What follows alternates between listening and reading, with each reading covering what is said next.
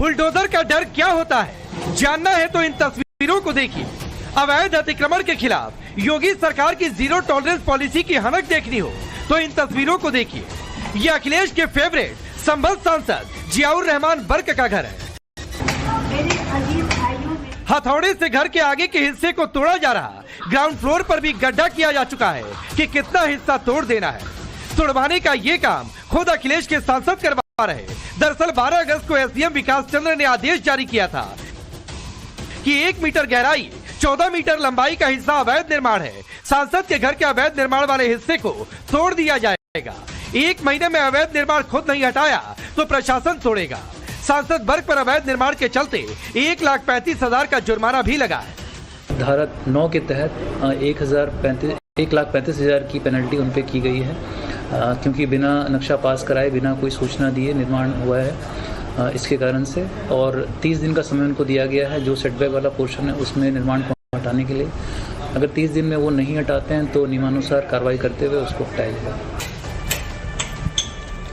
अब सांसद वर्ग के पास सिर्फ 2 विकल्प थे, या तो वो खुद अवैध निर्माण गिरवा दें या फिर प्रशासन का बुलडोजर गिरा। बुलडोजर चलता तो सियासी बदनामी ज्यादा होती, लिहाजा उन्होंने अवैध निर्माण को खुद ही गिरवा देना ज्यादा मुनासिब समझा। दरअसल बुलडोजर का डर बर्क को यूं ही नहीं हुआ। बीते 20 दिसंबर को बर्क की दहलीज पर बाबा का बुलडोजर गरजा था। सांसद बर्क के घर की सीढ़ियां जो नाली के ऊपर बनी थी उसे तोड़ दिया गया। जाहिर है बर्क को लग रहा होगा कि दिए टाइम लिमिट में खुद ही अवैध हिस्सा नहीं गिराया तो इस बार बुलडोजर का निशाना सीधा घर पर होगा। हालांकि इससे सपा नेता बौखलाए हैं, समय आने पर देख लेने जैसी बात भी कर रहे हैं। योगी सरकार है, जिस तरीके से आज समाजवादी पार्टी के नेताओं के इंच इंच मकान नापे जा रहे हैं, योगी आदित्यनाथ जी इस बात का ध्यान रखिएगा। हमारे सांसद ने तो अपना मकान उतना तोड़ लिया, आप अपने सांसद विधायकों को भी बोल देना कि सही समय पे अपना मकान तोड़ ले, अन्यथा बुलडोजर ही चलेगा। सपा को दर्द है कि उनके नेताओं के इंच इंच मकान नापे जा रहे हैं। वो सही समय आने पर बीजेपी नेताओं के मकानों को भी नापने की बात कर रहे हैं। लेकिन सवाल है कि सांसद वर्ग ने अवैध निर्माण करवाया ही क्यों? सवाल की अवैध हिस्सा टूट रहा तो दिक्कत क्यों रही? वैसे संभल सांसद वर्ग इसके अलावा बिजली चोरी और संभल दंगे मामले में भी घिरे हैं। बिजली चोरी में वर्ग पर 1,91,00,000 का जुर्माना है, जिसमें से 6 लाख का ड्राफ्ट जमा किया जा चुका है। संभल दंगे में वर्ग पर मास्टरमाइंड होने के आरोप लगे हैं। बात सिर्फ गंभीर आरोपों की नहीं बल्कि दबंगई को लेकर भी है। बीते 19 दिसंबर को जब बिजली विभाग के अधिकारी वर्ग के घर पहुंचे थे तो उनके पिता ने सरकार बदलने पर अधिकारियों को कबाड़ा करने की धमकी दी थी। और बदल जाएगा तो ये सरकार रहेगी ना तो तुम्हारा कमाल कर सकते। बात सिर्फ सपा सांसद वर्ग की नहीं, संभल से सपा के ही विधायक इकबाल महमूद पर भी सरकारी जमीन पर कब्जे के आरोप हैं। 6 सितंबर को इकबाल महमूद के अवैध कब्जे पर बुलडोजर चला और 3.5 बीघा जमीन को कब्जे से मुक्त करवाया गया। जबरदस्ती की बात है, ऐसी कोई इसमें ऐसी बात नहीं है। जो चीज कागजों में है वो आज भी बाग में है, बल्कि और हमारे बाग की जो एरिया है वो कम है। हमारा बाग का एरिया जो है वो कम है कागजों के हिसाब से, कागज सही नहीं देखे गए। अब वो जल्दबाजी में विधायक जी का मामला इसको हाईलाइट कर दो तो उन्होंने ये कर दिया जो गलत है बिल्कुल। तो सवाल तो है कि अवैध कब्जे पर एक्शन से टेंशन क्यों है? सवाल ये भी कि जाति की बात क्या वोट बैंक को ध्यान में रखकर की जा रही? वैसे बात सपा सांसद की हो रही तो सपा मुखिया अखिलेश यादव की ये तस्वीर भी देखिए, जिसमें उन्हें भगवान शिव के तौर पर दिखाया गया। त्रिदेव के इस रूप में राहुल गांधी ब्रह्मा जी, तेजस्वी श्री विष्णु और अखिलेश भगवान शिव की जगह रखे गए। तो सवाल तो है कि क्या ये सब 27 की रेस के लिए हो रहा? चाहे ये पोस्टर हो, चाहे वर्ग की जातियों में उनका साथ हो, ये अलग बात है कि सबसे अलग बाबा बुलडोजर की हनक चल रही। Bureau report, times now Bharat. तो चलिए आपने रिपोर्ट देखी, आपका परिचय मैं आज के मेहमानों से करवाता हूं। राकेश त्रिपाठी भारतीय जनता पार्टी के नेता और प्रवक्ता, शांतनु गुप्ता पॉलिटिकल एनालिस्ट के तौर पर, तारिक खान समाजवादी पार्टी के नेता और प्रवक्ता, अश्विनी मिश्रा जी कांग्रेस पार्टी के नेता और डॉक्टर पवन राव अम्बेडकर है MIM के नेता और प्रवक्ता। आप सभी का बहुत बहुत स्वागत है। तारिक खान, लोग अलग अलग कह रहे हैं कि ये डर तो बहुत अच्छा है। अब देखिए, अब आप अगर इसको डर कहकर खुश होना चाहते हैं तो आपको पूरा अधिकार है, आप खुश होइए। अगर बीजेपी अगर खुश हो तो ठीक है, आप क्यों खुश हो रहे हैं? पहली मैंने बात। कहा लोग कह रहे हैं, मैंने ये नहीं कहा कि मैं कह रहा हूं। हाँ ठीक है, कोई कह रहा होगा। और पहली बात तो मुझे लगता है कि बर्क साहब की यहाँ तारीफ होनी चाहिए कि उन्होंने आगे आके ऐसा किया। कोई एक भाजपा का नेता बताइए, भाजपा का नेता बताइए, मैं बताऊं इनके नेता क्या करने लगते हैं, रोने लगते हैं। मैनपुरी में इनके जो करहल के प्रत्याशी थे विधानसभा में, उनका नाम था अनुजेश प्रताप सिंह, घर टूटने लगा तो इस्तीफा दे दिए। ऑर्डर हो गया कि घर अवैध है तो पार्टी से इस्तीफा दे दिया, 50 और लोगों के इस्तीफे भी दिला दिए। तो ये तो एक नजीर है। यहाँ बैठकर आज समाजवादी सांसद के हम लोगों को कसीदे पढ़ने चाहिए। अरे तारिक भाई, क्यों कसीदे पढ़े? करनी चाहिए। आपकी पार्टी ने कहा कि मुसलमान है इसलिए टारगेट किया जा रहा है। किसने कहा? बिजली चोरी में करीब करीब 2 करोड़ का जुर्माना लगा हुआ है, 1 करोड़ 91 लाख का, 6 लाख का ड्राफ्ट जमा करवा कर आए हैं। ठीक तब है, जाकर बिजली फिर बहाल हुई। 1 करोड़ 91 लाख आपके लिए हो सकता है कम होता होगा, आम आदमी के लिए तो बहुत ही ज्यादा, बहुत बड़ी रकम है। जब जब जब कोर्ट ने, एडीएम कोर्ट ने ऑर्डर किया कि हाँ 1 महीने में वो अपना जो सेटबैक का हिस्सा है, और सेटबैक हमें जरा समझाइए कि होता क्या है। सेटबैक वो होता है जो सड़क से लेकर आगे का हिस्सा छोड़ना होता है, वो अलग अलग। अरे बना ना, मैं कह रहा हूं नहीं बनना था, बना। आज आप परिभाषा दे रहे हैं। जिस दिन ये केस दर्ज हुआ और जिस दिन अवैध निर्माण की बात आई, पहले दिन तोड़ देना था, हटाओ रे, नहीं रखेंगे हम इसको, खत्म हो जाती बात। कोर्ट का सम्मान कर रहे हैं, उनकी आज तारीफ। मुझे तो लगता है कि ओम बिरला साहब को सम्मानित करना चाहिए, उनको बुलाकर लोकसभा के अंदर कि हमारे पास एक ऐसा भी सांसद है। राकेश त्रिपाठी अब ये मांग करेंगे कि संसद में एक स्पेशल सेशन बुलाइए कि उसमें जियाउर रहमान बर्क का सम्मान हो कि उन्होंने अपना अवैध निर्माण, जिस पर पहले अड़े हुए थे, जिस पर इनकी पार्टी कह रही थी कि नहीं साहब ये तो मुसलमान है इसलिए टारगेट किया जा रहा है, एक मुस्लिम हटाओ मंत्रालय बना देना चाहिए। इनकी पार्टी के नेता कह चुके हैं अब एक सम्मान सेशन होना चाहिए जियाउर रहमान बर्क के लिए। बिरला को सम्मानित करना चाहिए। देखिए राकेश जी, चोरी और सीनाजोरी क्या होती है ना, वही दिखाई पड़ रही है। मतलब शर्म से सर गड़ जाना चाहिए। लॉ मेकर हो आप, बिजली की चोरी करोगे, जमीनों पर अतिक्रमण करोगे, और आप लॉ मेकर हो। आपके वालिद भी लॉ मेकर रहे हैं, शफीकुर रहमान बर्क के पोते हैं ये जियाउर रहमान बर्क।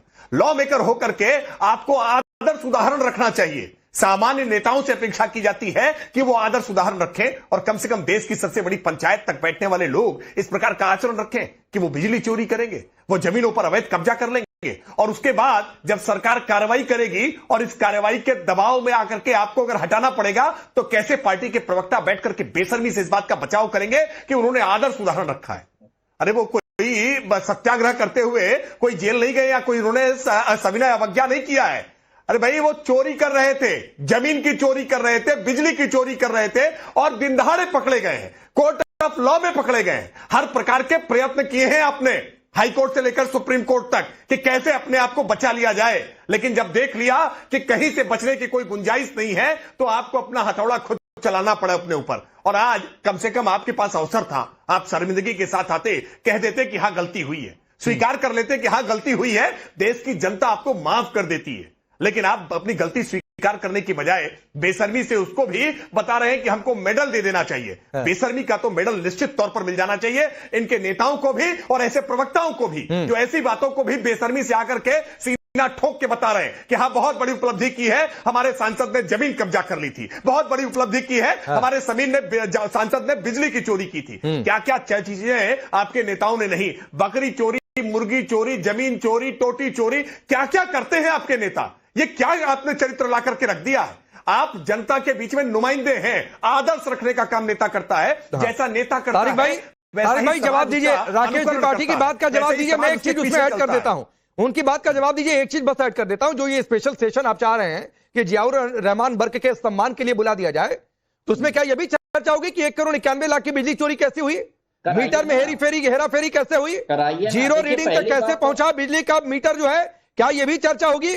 यह भी चर्चा होगी कि संभल दंगे में मास्टरमाइंड की बात कैसे फोन पर उकसाया। मुझे उस दूसरे आदमी का नाम बताइए अभी, आप ढूंढ के अपनी पूरी टीम को एक काम पे लगा दीजिए, जिसके खिलाफ कोर्ट ने ऑर्डर दिया हो, उसने अपनी मर्जी से उसको हटा लिया। इसके लिए कहावत है, लगिए। ने बीच इसके में न लिए बोलिए भाई। कहावत है तारिक भाई, मैं नहीं जाना अभी चाहता हूँ सत्संग चल उधर। रहा था क्या? तो या तो पहले दिन बीजेपी मान के लिए होते, प्रवक्ता बोल रहे थे, जिस दिन सत्संग चल सीढ़ियां रहा था। हटाई गई थी बुलडोजर से, उस दिन तो कहा जा रहा था आपकी बीजेपी पार्टी के के नेता, मैं प्रवक्ता- नाम ले रहा हूं, अमित जमई की बाइट हमने चलाई थी शो में कि मुस्लिम हटाओ मंत्रालय बना देना चाहिए। अब नहीं अमित समझ में जमाई आया था पे- कि मान लेते हैं, अब- बात खत्म हो जाती उसी दिन, नहीं पहुंचती आज। डिबेट अमित जमाई पे ही रख लेते आज, काहे के लिए उस पे रखा ओह। है? मुझे या तो जवाब देने दीजिए, हाँ, नहीं, और नहीं, या आप बोलिए, ही जवाब बोल दीजिए। लीजिए। अमित जमाई पे रख लो ना डिबेट, मैं भाग नहीं रहा हूं किसी चीज से। हाँ। मैं ये कह रहा हूं, सिर्फ चैलेंज कर रहा हूं, खुला मैंने चैलेंज। पिटक गए। दूसरे उस साथी दूसरे प्रवक्ता का नाम मत जनप्रतिनिधि लीजिए, का नाम नाराज हो बताओ जाते मुझे। हैं। बीच में नहीं चाचा, अभी बोलिएगा। उस दूसरे जनप्रतिनिधि का नाम बताइए राकेश भाई, हाथ जोड़कर। मैं इनके बीजेपी को चैलेंज कर रहा हूं, लेके आओ उसका नाम, जिसमें कोर्ट और हायर कोर्ट में नहीं गए, एसडीएम एडीएम कोर्ट ने सिर्फ ऑर्डर किया है, सबसे निचली अदालत है, और ऊपर अभी सुप्रीम कोर्ट तक, बीच में 6 अदालत नहीं, हाँ। कोई कहीं नहीं गया। हाँ। कहा गया भाई गलती है, चलिए हमने तोड़ दिया। दूसरा कोई तो पहले जनप्रतिनिधि का गलती नाम मानिए बताइए। तो तारिक खान, आप पहले मानिए तो कि जनप्रतिनिधि का- हमको नहीं बनाना चाहिए था। आप उस जनप्रतिनिधि का नाम बताइए जिसने ऐसा पहले आप स्वयं मानिए किया। कि गलती हुई, पहले आप मानिए नाम कि बताइए। सड़क से नाली पर सीढ़ी बना के गलती हुई, अरे सिर्फ भाई, इसलिए बना मुझे कि उस साहब दूसरे- सांसद है सपा के, है किसी और की औकात इतनी? उस ये पूरी गली में उदाहरण देखिए है। किसी की सीढ़ी बनी है क्या? इतना घर ये किसी का आगे उदाहरण बढ़ के है। बना है क्या? ये उदाहरण और सिर्फ है, सांसद नहीं तारिक खान, एक चीज और ऐड कर रहा हूं, सिर्फ सांसद नहीं, 3-4 दिन पहले की घटना है। 3.5 बीघा जमीन कम नहीं होती है। 3.5 बीघा जमीन आपकी पार्टी के विधायक इकबाल महमूद की कब्जा मुक्त करवाई गई है, बाउंड्री बनाकर अपने बाग में मिला लिया था। वो तो एक अलग मुहिम आप लोग चला रहे हैं मुहिम समाजवादियों हो को गई? परेशान करने के लिए। हाँ। बहरहाल, अभी शफीकुर रहमान बर्क साहब का सम्मान होना चाहिए, पार्लियामेंट में बुलाकर उनका शफीकुर अलग रहमान से बर्क का नाम अरे उनका जियाउर सम्मान रहमान कैसे बर्क होगा साहब भाई? का। अरे नाम जियाउर रहमान बर्क साहब का सम्मान हाँ, होना इतना अच्छा चाहिए पोता पैदा किया, कि- उनका भी होना चाहिए। कि हाँ, उनका भी करिए, कई बार सांसद रहे लगे हैं, हाँ, वो आपकी तारिक खान का मर्जी। भी करा देना चाहिए। हाँ, भाजपा हमें एमपी बना दे तो हम भी लोकसभा में पहुंच जाएंगे, आप बना दीजिए। अरे ना आपसे MP, अपनी टिकट तरफ से मांग रहे हैं सीट दे भाई दीजिए। राकेश त्रिपाठी, तारिक खान आपसे टिकट मांग रहे हैं, आपकी पार्टी में हमें जाना बना दे, चाहते हैं। इतना सम्मान कराना चाहते हैं, हमें एमपी बना दे अपनी आज तरफ से। आज हम आज बात राकेश समाजवादी की भाई है करेंगे, क्या? हमारा भी सम्मान आज हो जाए। आज जनाब बहुत बहके से नजर आ रहे हैं। मुझे मालूम नहीं है तारिक भाई को आज क्या हो आज गया है, चिलिम, क्या ऐसा बाबा की संकट होता है। कई बाबा बार की जब इस तरह की चिलिम। गलतियां होती हैं, कोई तर्क नहीं होता है, कोई तथ्य नहीं होता है, तो आदमी कुछ भी आए बाएं साएं कहने लगता है। अब वो भाजपा से सांसद बनने की अपेक्षा करने की, भाजपा उनको सांसद बना दे।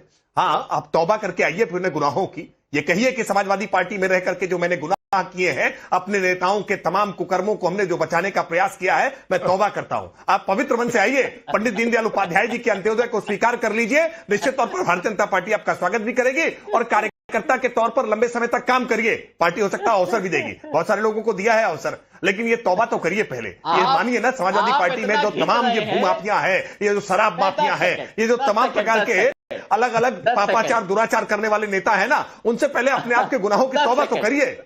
10 सेकंड लीजिए, 10 सेकंड लीजिए। प्लीज।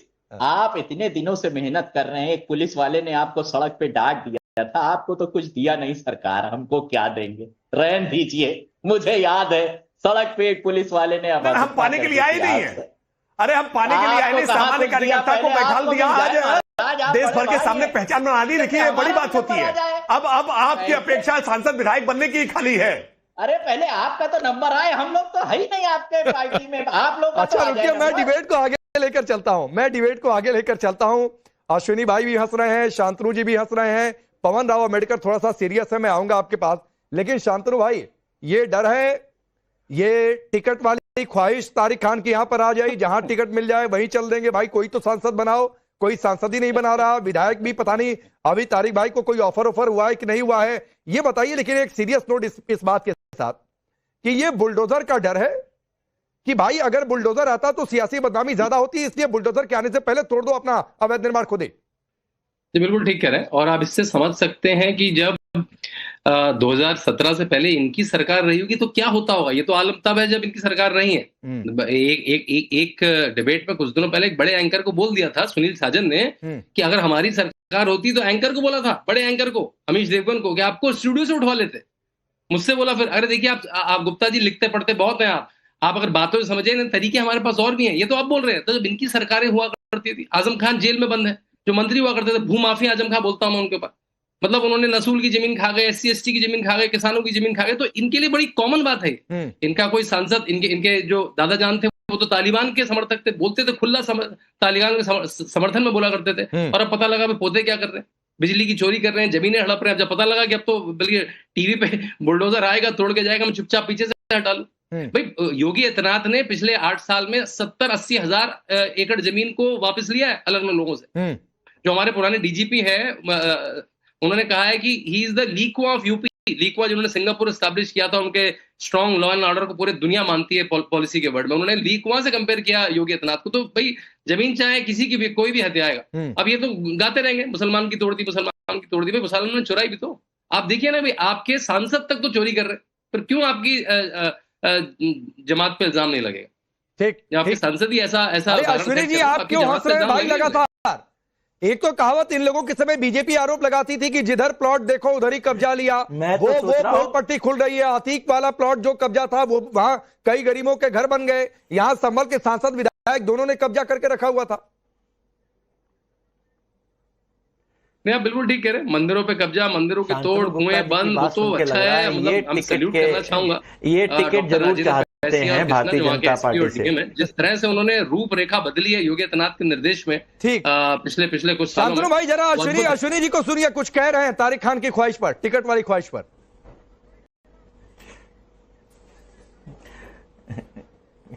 मुझे लगता है जिस हिसाब से शांतनु जी कसीदा गढ़ रहे हैं योगी आदित्यनाथ जी के, मुझे लगता है ये टिकट के जरूर आक्षी हैं, इनको टिकट के जरूर उम्मीद लगी बैठी होगी।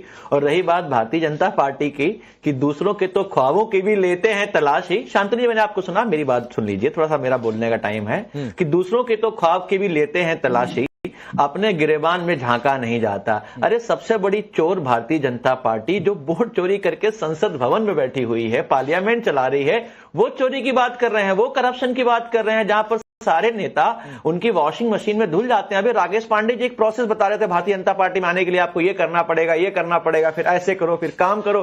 कुछ नहीं करना साहब, वॉशिंग मशीन में आना है, धुल जाना है, और आपके 30 से 40% नेता जो है ऐसे वॉशिंग मशीन धुल के आपकी पार्टी में मुख्यमंत्री उप मुख्यमंत्री बने हुए बैठे हुए हैं। सो आप लोग करप्शन और चोरी की बातें ना करें, वही बेहतर होगा। रही बात इलीगल कंस्ट्रक्शन की, बुलडोजर राज की, मुझे लगता है ये असंवैधानिक होता है जब देश बुलडोजर से चलता है, ना कि संविधान एंड लॉ एंड ऑर्डर से चलता है। और रही बात डबल इंजन की, मुझे लगता है कि ट्रेन के दोनों इंजन अलग अलग साइड में लगे हैं, इसीलिए बिल्कुल असंवैधानिक। मतलब पूरी कानूनी कार्रवाई चल रही है, नोटिस गया, नोटिस का जवाब ठीक से नहीं आया, फिर नोटिस गया, फिर एसडीएम ने फैसला दिया, फिर 1 महीने का टाइम भी दिया कि 1 महीने में हटा लो, नहीं तो हम बुलडोजर लेकर आएंगे और ऊपर से बुलडोजर का खर्चा भी वसूलेंगे। इसमें असंवैधानिक क्या है?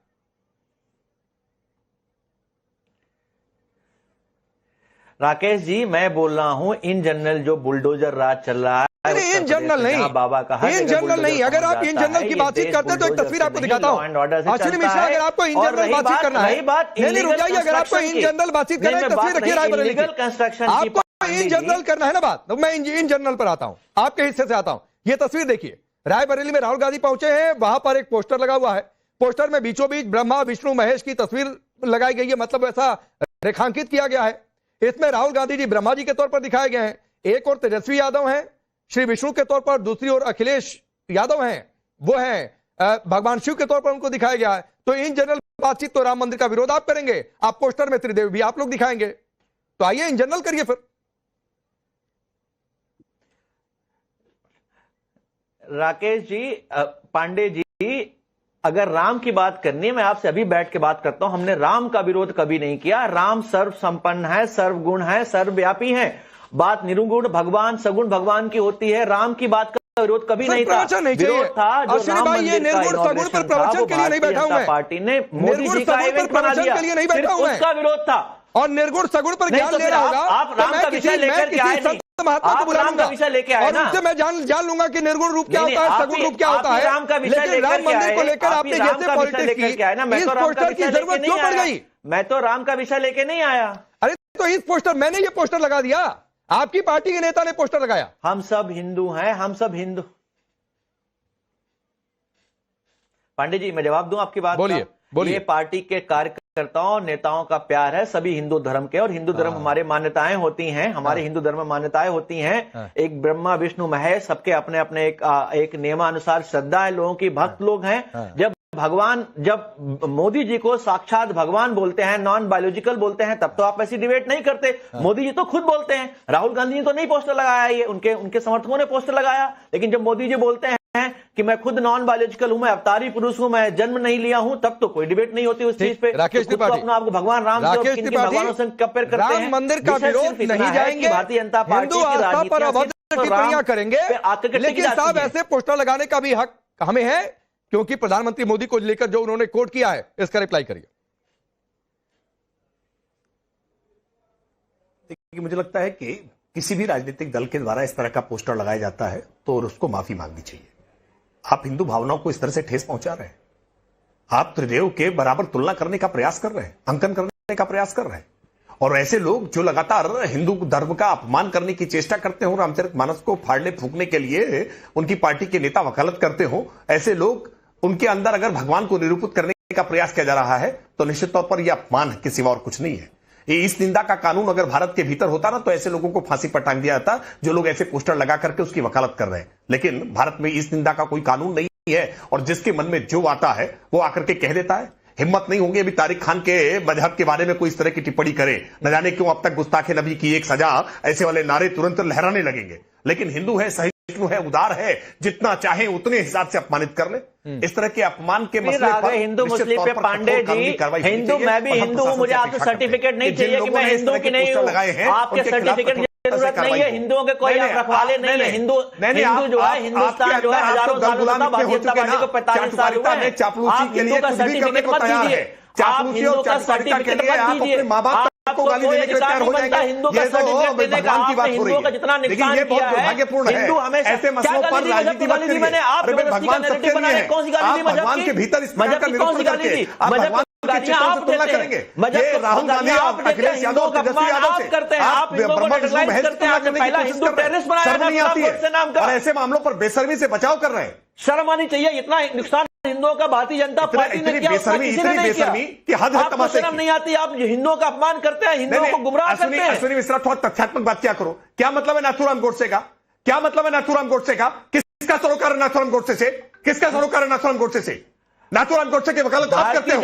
ये कांग्रेसी है जो नाथूराम गोडसे की वकालत करते हैं। भारतीय जनता पार्टी से आकर के कोई भी तर्क करने लगेंगे, आकर के विषय को डाइवर्ट करने का काम करते हैं। अरे आकर के स्वीकार करिए कि जियाउर रहमान बर्क ने आज जो भूमाफिया के तौर पर काम किया था, उसकी निंदा करनी चाहिए आपको। हिंदुओं को रेडिकलाइज करने का काम भारतीय जनता पार्टी और आरएसएस आपकी इतिहास की जानकारी भी शून्य है, आपके धर्म की जानकारी भी शून्य है, आपकी सामाजिक जानकारी भी शून्य है, आपका राजनीतिक ज्ञान भी शून्य है। और इसी नाते आज उत्तर प्रदेश में आप शून्य के अवस्था में खड़े हैं। पिछले उत्तर प्रदेश में आगे बढ़ता हूं, इसलिए मैं अम्बेडकर भाई के पास, मैं अम्बेडकर जी के पास चलता हूं। सुनिए अश्विनी मिश्रा, आप कह रहे हैं हिंदुओं को रेडिकलाइज करने का काम, तो पहले अपने गिरबान में झांक लीजिए जो आप थोड़ी देर पहले, अरे सुनिए अश्विनी मिश्रा, जो थोड़ी देर पहले आप बीजेपी को नसीहत दे रहे थे कि अपने गिरबान में झांके, तो थोड़ा अपने गिरबान में झांकिए, थोड़ा अपने नेताओं के बयान पर गौर फरमाइए। सैफरन टेररिज्म का नाम किसको रेडिकलाइज करने के लिए लाया गया था? भगवान कृष्ण ने कोरोना को भेज दिया, ये किसको रेडिकलाइज करने के लिए था? तो थोड़ा अपने गिरबान में झांकिए अगर दूसरों को सलाह दे रहे हैं तो, और कम से कम मेरे सामने तो बिल्कुल भी। डॉक्टर पवन अम्बेडकर, एक मिनट रुक जाइए, अभी पवन जी 20 मिनट से वेट कर रहे हैं, रुक जाइए। पवन जी, आप बड़े सीरियस थे भाई, ये क्या बुलडोजर की हनक ठीक लग रही है आपको? क्योंकि 1 महीने की डेडलाइन थी कि 12 अगस्त को फैसला, 12-11 सितंबर तक अगर नहीं हटाया तो बुलडोजर पहुंचता था, कोई विकल्प तो था नहीं।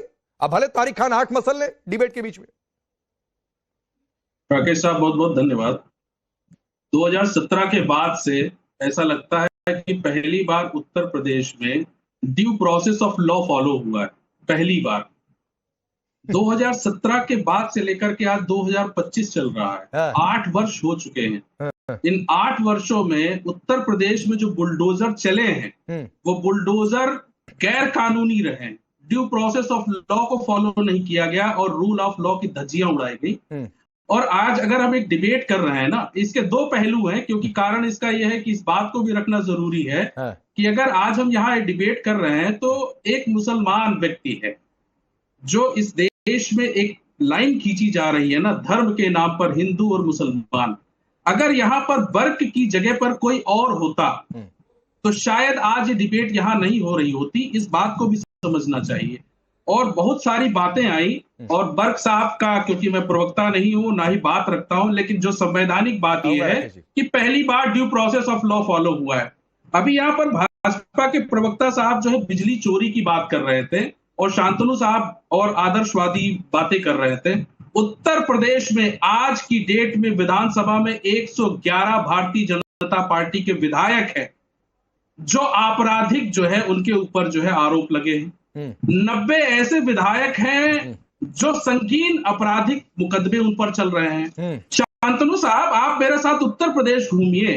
भाजपा के ऐसे ऐसे मठाधीश हैं जिनके घर में जाने पर पुलिस जो है ना कदम पीछे हटा लेती है। बिजली चोरी तो सालों से चल रही है। उनके घरों में ट्रांसफार्मर रखे हैं। किसी भी बिजली विभाग के अधिकारी की हिम्मत नहीं पड़ती है कि इन जो विधायक है, तथाकथित विधायक और ये जो बाहुबली हैं, जो मुस्लिम नहीं है, उनके घरों में जाकर के ड्योढ़ी पर जो है ना नतमस्तक होते हैं ये बिजली विभाग के अधिकारी और ये पुलिस। किसी के अंदर साहस नहीं है। मानता हूं कि अगर बर्क साहब ने बिजली चोरी की है या किसी तरह से कोई अतिक्रमण किया है तो जो संवैधानिक लॉ है, जो कानून है, उसके तहत कार्रवाई करिए। लेकिन उत्तर प्रदेश में ये जो भू माफिया बने बैठे हुए हैं, एक बात मुझे बता दीजिए, पर कार्रवाई होगी क्या? बिजली राकेश त्रिपाठी और शांतनु जी दोनों आपकी बात का जवाब देना चाहते हैं। मुझे एक बात बता दीजिए, आप बर्क के साथ हैं कि बर्क के विरोध में? एक और आप कह रहे हैं ड्यू प्रोसेस फॉलो हुआ, दूसरी और आप कह रहे हैं कि मुस्लिम है इसलिए टारगेट किया गया, तीसरी और आप कह रहे हैं बर्क है इसलिए चर्चा हो रही है। आपकी लाइन क्या है? नहीं, हमारी लाइन है संवैधानिक। हमने कहा कि इस देश में संविधान का राज होना चाहिए। बर्क साहब जो अरे तो अगर संविधान का राज होना चाहिए और संविधान का राज है, होना नहीं चाहिए है, और आपके हिसाब से ड्यू प्रोसेस फॉलो हुआ तो उसमें बर्क के मुसलमान होने का क्या लेना देना है? मैं फिर इसी पर आपसे मैं सवाल पूछ दूंगा कि आपकी पार्टी के नाम में मुस्लिमीन है इसलिए आपको बर्क में सिर्फ मुस्लिम दिखता है, इसलिए अतीक में जाकर आपको सिर्फ मुस्लिम दिखा था, मुख्तार में आपको मुस्लिम दिखता था। मैं आपकी बात को कंडेम करता हूँ। कंडेम करते रहिए, अरे करते रहिए कंडेम, आप करते रहिए पवन राव अम्बेडकर कंडेम, मुझे उसका कोई फर्क नहीं पड़ता है। इलेक्शन कमीशन आप पहले कह रहे हैं कि ड्यू प्रोसेस फॉलो हुआ, फिर आप कह रहे हैं कि बर्क मुस्लिम है इसलिए टारगेट किया गया। तो भाई एक ही बात हो सकती है कि या तो ड्यू प्रोसेस फॉलो हुआ और या तो मुस्लिम है तो टारगेट हुआ। और अगर तीसरी लाइन आप ये खींचना चाहते हैं कि चूंकि ड्यू प्रोसेस फॉलो हुआ लेकिन एक्शन नहीं होना चाहिए था कि क्योंकि वो मुस्लिम है, यानी आप एक वर्ग विशेष के लिए संविधान के इतर व्यवस्था चाहते हैं। और अगर आप ये चाहते हैं तो आपकी ये चाहत आपको मुबारक हो। हिंदुस्तान में ये होने वाला नहीं है। पवन राव अम्बेडकर ये कान खोल के सुन लीजिए और आप कंडेम करते रहिए, उस कंडेमनेशन का मुझे कोई फर्क नहीं पड़ने वाला है। राकेश साहब, उत्तर प्रदेश के 3 उदाहरण सुना देता हूं। कुकरेल नाले के मैं आपकी पार्टी के 10 उदाहरण सुना दूं। पवन राव अम्बेडकर जी, आपकी पार्टी के 10 उदाहरण सुना दूं। तलवारों के दम पर शासन किया, पीछे हाथ बांध कर बैठे रहे हमारे हुजूरों के सामने। 15 मिनट के लिए पुलिस हटा दो और पता नहीं क्या क्या आपकी पार्टी के उदाहरण में सुनाऊं। तो मैं नहीं उधर डिबेट लेकर जाना चाहता हूं। राकेश त्रिपाठी कुछ कहना चाह रहे थे, सुनिए फिर रिप्लाई करिएगा, फिर शांतनु जी आपके पास आ रहा हूं। नहीं राकेश साहब, ये सवाल का जवाब पवन राव अम्बेडकर ने कहा कि उनका नाम बर्क नहीं होता तो शायद ये कार्रवाई नहीं होती। संकट ये है ना कि मंगेश यादव का जब एनकाउंटर हुआ ना तो उन्होंने कहा कि यादव था इसलिए उसका एनकाउंटर कर दिया। विकास दुबे की जब गाड़ी पलटी तो उन्होंने कहा दुबे था इसलिए विकास दुबे की गाड़ी पलट गई। ये हर अपराधी की जाति का देखना, हर अपराध में उसको विक्टिम बना करके देखना, ये आप कर सकते हैं। लेकिन Bharatiya Janata party equity before law की बात करती है और रूल ऑफ लॉ को पालन करने का काम कर रही है। हमने इसमें किसी प्रकार का भेदभाव नहीं किया। और आपने पवन राव अम्बेडकर आपने कहा ना कि भाजपा के विधायकों के यहाँ कि बिजली विभाग के लोग जाकर के उनके कदम चूमते हैं। मैं आपको चुनौती देकर कह रहा हूं, पवन राव अम्बेडकर बड़बोलापन बंद करो। एक विधायक का नाम बताओ, एक विधायक का नाम बताओ जिस विधायक ने बिजली चोरी की है, जिस विधायक के घर में ट्रांसफार्मर लगा हुआ है। आप विधायक का नाम बताओ वरना माफी मांगो। पवन राव अम्बेडकर जनरलाइज करके आरोप लगा करके भागने की कोशिश मत करो, ये केजरीवाल बनने की कोशिश मत करो। आप नाम बताओ किस विधायक ने बिजली चोरी की है, नाम बताओ विधायक का, वरना माफी मांगो सार्वजनिक तौर पर। बिल्कुल प्रमाण सहित दिखा देता हूं, आप आइए। अरे बताओ, नाम बताओ भाई, देश देख लेगा अपने आप, जनता अपने आप देख लेगी। नाम बताओ आप, देश क्या? अरे नाम बताओ Pawan Rao Ambedkar. Short term memory loss हो गया क्या? भूल गए क्या? आप भूल गए क्या कौन सा नाम है? विधायक का नाम बताइए, सांसद का नाम बताइए। आप भाजपा के विधायक सांसद का नाम बताइए जो कह रहे थे। भारतीय जनता पार्टी के लोग ही पीड़ित। आइए आप अरे बताओ ना, नाम बताओ, पवन राम बेटकर भूल गए क्या? यही कहता हूँ, शॉर्ट टर्म मेमोरी लॉस के केस हो आप अभी आरोप लगाते समय बहुत दमखम के साथ आरोप लगा रहे थे, भाजपा के विधायक है, भाजपा के विधायक चोरी कर रहे हैं। नाम बताओ भाजपा के विधायक, नाम बताओ भाजपा के विधायक किस विधायक ने चोरी की? मैं आता हूं बीच में, राकेश त्रिपाठी, मैं आता हूं बीच में। एक मिनट, पवन राव अम्बेडकर सुनिए, पवन राव अम्बेडकर सुनिए, पवन राव अम्बेडकर सुनिए सर। मैं जानबूझकर बीच में नहीं आया था। सुनिए पवन राव अम्बेडकर, मैं हमेशा जो बात कहता हूं वो फैक्ट्स के आधार पर कहता हूं, बिना फैक्ट के कुछ कहता नहीं हूं, और मेरे सामने कोई बात करे तो फैक्ट की बात करे। अब राकेश त्रिपाठी ने कहा है कि आप इनके कोई सांसद विधायक का नाम बताइए जिस पर बिजली चोरी और जिस तरीके से वर्क पर आरोप लगे हैं। आप जितना समय कहेंगे मैं आपको दूंगा, लेकिन आप नाम बताइए। मैं ये काउंटडाउन ऑन कर देता हूं, सिर्फ आप बोलेंगे और कोई नहीं। राकेश साहब आप सुनिए, अगर राकेश साहब के पास अगर साहस नाम जिसके घर में ट्रांसफार्मर लगा है, नाम सुना, जिसने बिजली चोरी की और कितने की चोरी की, नाम लीजिए। आप आइए ना, मैं आइए कहां से भाई? डिबेट में बोलने से पहले सोचना चाहिए था ना, फिर बोलना चाहिए था कि आइए मैं दिखाऊंगा। नाम लीजिए।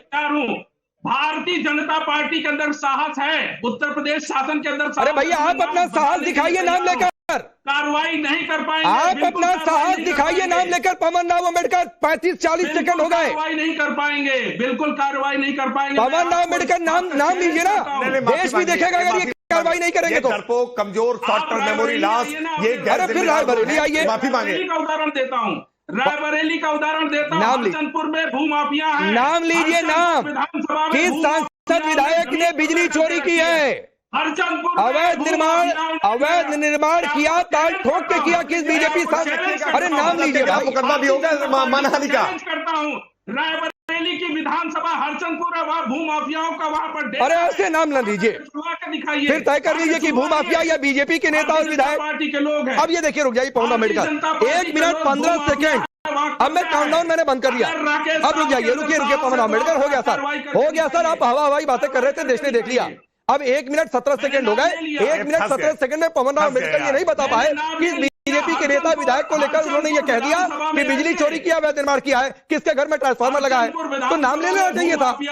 अगर आप नाम नहीं ले रहे हैं तो आगे राकेश त्रिपाठी देखेंगे कि आपसे कैसे निपटना है, नहीं निपटना है। चलिए, अब शांतनु गुप्ता आप कुछ कहना चाह रहे थे, रिप्लाई करना चाह रहे थे, बोलिए। देखिए राकेश भाई, हम डिबेटों में अक्सर देखते हैं लोग इल्जाम लगाते हैं और भाग जाते हैं, और ये बड़ा आसान सा तरीका है। आपने अच्छा करा उनको पुल करा।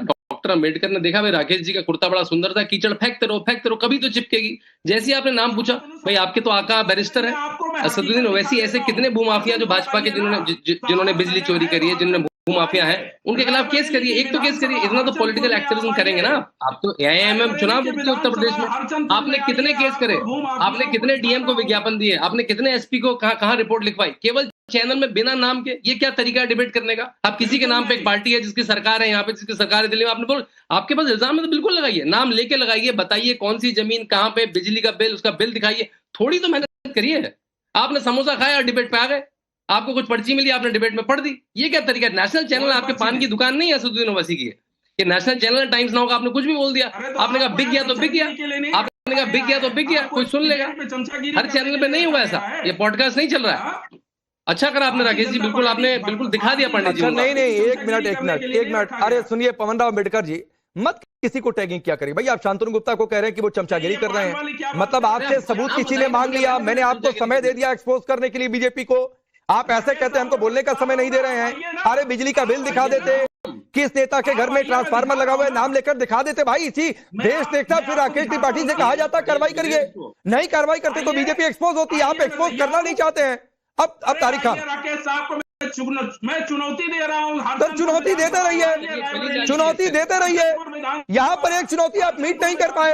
अब तारिक खान, आंख वाँख आपने मसल लिया हो, थोड़ा सा रिफ्रेश हो गए हो तारिक भाई, तो आप बताइए। यहाँ तो लोग कह रहे हैं कि भाई कोई बर्क मुस्लिम है, ये तो यहाँ भी इनडायरेक्टली कह गए। उधर अश्विनी मिश्रा का एक अलग सुर है।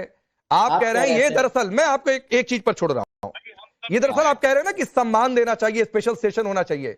भाई ये डर में हुआ है, और क्यों डर में? क्योंकि 1 महीने की डेडलाइन थी, नहीं तो बुलडोजर चलता वहां पे। 20-30 सेकंड दीजिए। ये देखिए, ये भगवान विष्णु के अवतार में मोदी जी हैं, और मुझे कोई ऐतराज नहीं है। BHU में इस प्रदर्शनी में इसको लगाया गया, वहां मंत्री भी मौजूद थे, मगर मुझे कोई ऐतराज नहीं।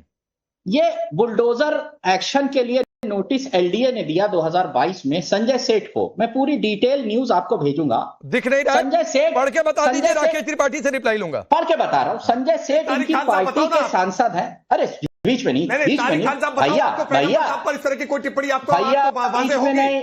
बीच में नहीं, अभी मैं बात कर रहा हूं, अभी बोलने 30 का सेकंड मौका दे दीजिए राकेश त्रिपाठी, फिर आऊंगा आपके पास। 30 सेकंड दे दीजिए। चुपिए। हजरतगंज जो कि पॉलिटिकल बिल्डिंग रोड शालीमार इमारत अपार्टमेंट के सिलसिले में भेजा गया नोटिस संजय सेठ को, इनकी पार्टी के एमपी हैं, 2022 में एलडीए ने भेजा। लगभग 10,000 वर्गफीट क्षेत्रफल में बने बेसमेंट सहित 8 तल का निर्माण कराया गया था। जांच के दौरान कोई स्वीकृत, सुनिए, जांच के दौरान कोई स्वीकृत मानचित्र और पूर्णता प्रमाण पत्र आदि नहीं दिखाया गया। इसकी फोटो खींच के मैं अभी आपको नहीं, आपने पढ़ दिया, आपने पढ़ दिया। मैं आपकी बात, आप एक नाम मान, बात को ट्रांसफर कर रहा हूँ। राकेश त्रिपाठी जवाब दीजिए, ये संजय सेठ पर सवाल कर रहे हैं आपसे। राकेश त्रिपाठी हो गया। तारिक खान, आपने एक नाम लिया ना, आप आगे बढ़कर। राकेश त्रिपाठी, मैं जवाब देता हूं, देखिए क्या है कि अपने ही गिराते हैं नसे मन पर बिजलियां। ये संजय सेठ इनकी पार्टी के नेता हुआ करते थे, तो हो सकता कुछ इलीगलिटी इनकी पार्टी ने से कराई हो, लेकिन भारतीय जनता पार्टी में आने के बाद 100% उन्होंने रेगुलराइज कराया होगा, समन शुल्क जमा किया होगा, नक्शे को पास कराया होगा। और नहीं कराया हो तो मैं आपको तारिक खान कह रहा हूं, आप इसके लिखित शिकायत दीजिए 100%। अगर संजय सेठ का कोई बिल्डिंग गलत तरीके से बनी हुई है तो निश्चित तौर पर बुलडोजर वहां भी चलेगा। हम बिल्कुल पीछे हटने वाले नहीं है। कोई संजय सेठ को किसी प्रकार का, ठीक है। चलिए तारिक खान, एक बात तो राकेश त्रिपाठी ने कहा कि अगर कंप्लेन नहीं है तो जाकर कंप्लेन दीजिए, अगर आप कार्रवाई चाहते हैं। ये भी कह रहे हैं कि आपकी पार्टी में थे, क्या था नहीं था, लेकिन चलिए मैं कह रहा हूं जाकर कंप्लेन दीजिए। फिर नहीं राकेश त्रिपाठी कार्रवाई होगी तो उनसे फिर पूछिएगा। आप सबका बहुत बहुत शुक्रिया। नेपाल की फोटो दिखाकर